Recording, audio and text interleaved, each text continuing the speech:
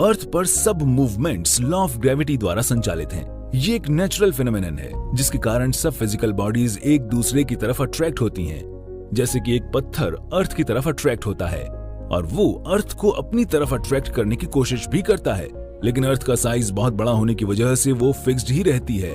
हमारे earth bound दृष्टिकोण से पत्थर अर्थ की तरफ गिरता है। अर्थ की ग्रेविटेशनल पुल की वजह से फ्री फॉलिंग स्टोन अर्थ की तरफ एक्सेलरेट होता है और इस एक्सेलरेशन की वैल्यू 9.8 मीटर पर सेकंड स्क्वायर होती है, लेकिन सिंप्लिसिटी के लिए इसकी राउंड ऑफ वैल्यू 10 मीटर पर सेकंड स्क्वायर यूज की जाती है। फ्री फॉलिंग ऑब्जेक्ट्स पे ग्रेविटी के इफेक्ट को देखने के लिए हम एक क्लिफ से एक रॉक को गिराते हैं। विंड की एब्सेंस में रॉक की वेलोसिटी हर सेकंड 10 मीटर्स पर सेकंड से बढ़ेगी। हम ये अज्यूम करते हैं कि रॉक रेस्ट पे थी। पहले सेकंड के बाद उसकी वेलोसिटी 10 मीटर पर सेकंड होगी, 2 सेकंड के बाद उसकी वेलोसिटी 20 मीटर पर सेकंड होगी और 3 सेकंड के बाद रॉक 30 मीटर पर सेकंड की स्पीड से गिर रही होगी।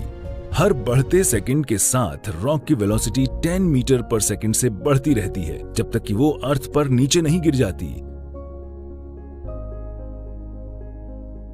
आइए अब देखते हैं कि अगर किसी ऑब्जेक्ट को ऊपर की तरफ अर्थ के ग्रेविटेशनल पुल के अगेंस्ट उछालते हैं तो ग्रेविटी उसकी वेलोसिटी को कैसे अफेक्ट करेगी। मान लीजिए एक बेसबॉल को 30 मीटर पर सेकंड की वेलोसिटी से ऊपर की तरफ फेंका गया है।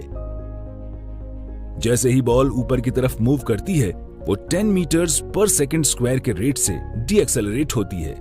1 सेकंड के बाद बॉल 20 मीटर पर सेकंड की वेलोसिटी से ट्रेवल कर रही होगी और 2 सेकंड के बाद वो 10 मीटर पर सेकंड की वेलोसिटी से ट्रेवल कर रही होगी।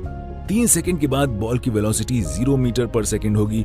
बॉल की इस स्टेट को स्टेट ऑफ इक्विलिब्रियम कहते हैं। अपनी इस मोमेंटरीली रेस्ट पोजीशन से निकलने के बाद बॉल की वेलोसिटी फिर से हर सेकंड 10 मीटर पर सेकंड से इंक्रीज होती है और अपने फ्री फॉल के 3 सेकंड के बाद बॉल की वेलोसिटी 30 मीटर पर सेकंड यानी अपनी इनिशियल वेलोसिटी के बराबर होगी।